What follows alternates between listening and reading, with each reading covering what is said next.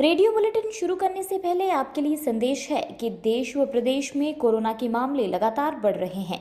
ऐसे में हिमाचल अभी का सभी से आग्रह है कि सरकार की गाइडलाइंस का पालन करें। इसके साथ 3 एहतियाती उपाय जरूर करें। मास्क पहनें, सोशल डिस्टेंसिंग का पालन करें और अपने आसपास सफाई बनाए रखें। देश में 18 से अधिक आयु वर्ग के लोगों के टीकाकरण की प्रक्रिया शुरू हो चुकी है। आप भी टीका लगवाने के लिए रजिस्ट्रेशन जरूर करवाएं। नमस्कार, हिमाचल अभी.com से मैं दिव्या। पेश हैं अब तक के मुख्य समाचार। हिमाचल में आज बंदिशों वाला संडे, दुकानें बंद, सड़कों पर वीरानगी, बसें कम होने से परेशान लोग।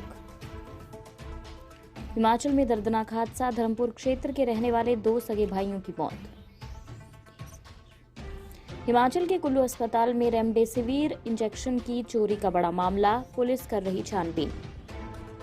जोगिंद्रनगर के डोहग में गैस सिलेंडर फटने से मकान में लगी आग, जल शक्ति विभाग का स्टोर चपेट में आने से बचा।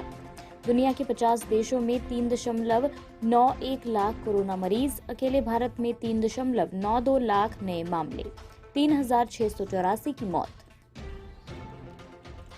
सीबीएसई ने 10वीं बोर्ड की रद्द परीक्षा के लिए मूल्यांकन नीति का किया ऐलान, 20 जून को जारी होंगे नतीजे।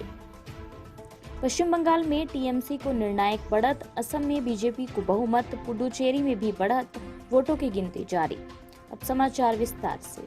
आपके स्वास्थ्य का प्रहरी श्री बालाजी हॉस्पिटल, कांगड़ा, हिमाचल। सीबीएसई ने 10वीं बोर्ड की रद्द परीक्षा के लिए मूल्यांकन नीति का किया ऐलान, 20 जून को जारी होंगे नतीजे। पश्चिम बंगाल में टीएमसी को निर्णायक बढ़त, असम में बीजेपी को बहुमत, पुडुचेरी में भी बढ़त, वोटों की गिनती जारी। अब समाचार विस्तार से। कोरोना की चेन तोड़ने के लिए हिमाचल में सरकार की ओर से वीकेंड पर पाबंदियां लगाई गई हैं। इन्हीं पाबंदियों के चलते आज दूसरे सप्ताह के दूसरे दिन भी बाजार पूरी तरह बंद रहा। हालांकि आज संडे के कारण दुकानें तो बंद रहती हैं, लेकिन बंदिशों के चलते नाम मात्र की आवश्यक वस्तुओं की दुकानें ही खुली नजर आईं।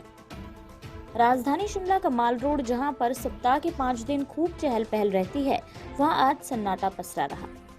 मात्र 1-2 दुकानें ही खुली दिखीं। अमूमन भीड़ वाले लोअर बाजार के सैनिटाइजेशन का काम आज चलाया गया। संडे के चलते सड़कों पर वाहनों की संख्या काफी कम है। बसें भी इक्का दुक्का ही नजर आ रही हैं। शनिवार की अपेक्षा आज लोग कम ही बाहर निकल रहे हैं। प्रदेश भर में अधिकांश जगहों पर दवाओं की दुकानें खुली हुई हैं, लेकिन बाकी बाजार बंद हैं। बसें ना के बराबर चलने से लोग परेशान हो रहे हैं। मंडी जिला के बल्ह क्षेत्र के डडौर में देर रात एक दर्दनाक हादसे में धर्मपुर क्षेत्र के रहने वाले 2 सगे भाइयों की मौत हो गई। इनमें से एक एयरफोर्स में और एक परिचालक था। दोनों भाइयों की मौत से उनके पैतृक गांव में शोक की लहर है। धर्मपुर क्षेत्र के पहड़ गांव के रहने वाले सुशील कुमार और पंकज कुमार अपनी ऑल्टो कार में सवार होकर देर रात मंडी बस स्टैंड से बस छूटने पर सुंदरनगर की ओर आ रहे थे।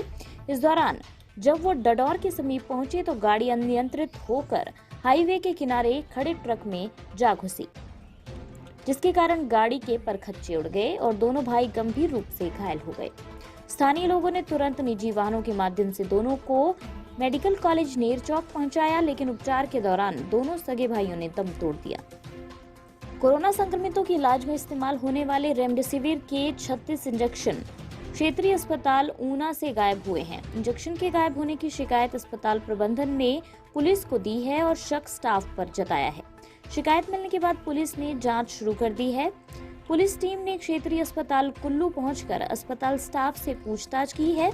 अस्पताल से दवाएं गायब होने का ये पहला मामला है। एसपी कुल्लू गौरव सिंह ने बताया कि अस्पताल प्रबंधन की ओर से शिकायत मिली कि रेमडेसिविर के 36 इंजेक्शन अस्पताल से गायब हुए हैं। प्रबंधन ने शिकायत में कहा कि ये इंजेक्शन अस्पताल के किसी स्टाफ ने लिए हैं, जिसको लेकर पुलिस ने पूछताछ शुरू कर दी है। क्षेत्रीय अस्पताल कुल्लू की चिकित्सा अधीक्षक डॉक्टर नीना लाल का कहना है कि वे अभी इस मामले को लेकर कुछ नहीं कह सकती। जब स्थिति स्पष्ट हो जाएगी उसके बाद ही कुछ कह सकती हैं। अन्य समाचार ब्रेक के बाद।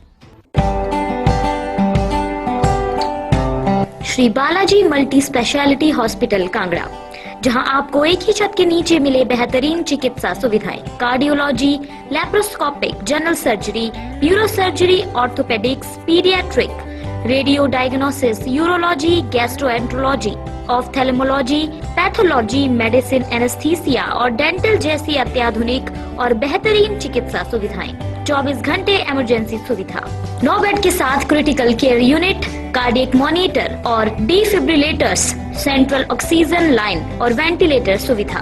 हिमाचल प्रदेश के सबसे बड़े निजी स्वास्थ्य सेवा प्रदाताओं में से एक Shri Balaji multi speciality hospital Kangra राष्ट्रीय स्वास्थ्य बीमा योजना के साथ सूचीबद्ध Shri Balaji multi speciality hospital Kangra BPL परिवारों के लिए अस्पताल में कैशलेस भर्ती होने के साथ ही ईसीएच की भी सुविधा।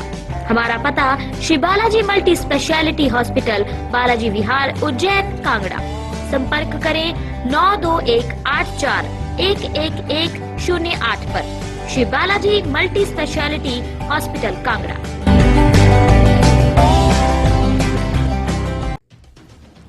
मंडी के जोगिंद्रनगर में जल शक्ति विभाग के डोहग स्थित स्टोर के नजदीक एक रिहायशी मकान में आग लग गई।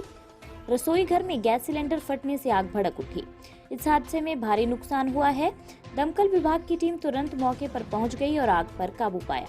गनीमत ये रही कि आग लगने की घटना में कोई जानी नुकसान नहीं हुआ है। दमकल विभाग के प्रभारी शेर सिंह सकलानी ने बताया कि जल शक्ति विभाग के स्टोर के पास आग लगने की पुष्टि की गई है। उन्होंने बताया कि आग बुझाने के लिए दमकल विभाग मौके पर पहुंच गया और आग पर काबू पाया। मकान मालिक श्रवण कुमार के अनुसार गैस सिलेंडर फटने से यह हादसा हुआ है। कोई जानी नुकसान नहीं हुआ है।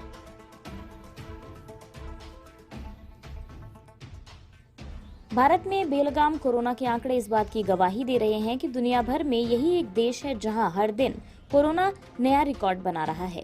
अगर बात बीते 24 घंटे की करें तो दुनिया के 50 देशों में 3.91 लाख कोरोना के नए मरीज सामने आए हैं, लेकिन अकेले भारत में 3.92 लाख नए मामले सामने आए हैं।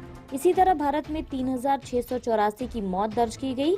इन्हीं आंकड़ों से पता चलता है कि दुनिया के टॉप 50 संक्रमित देशों के टोटल केस से भी 1000 से ज्यादा संक्रमित भारत में हैं।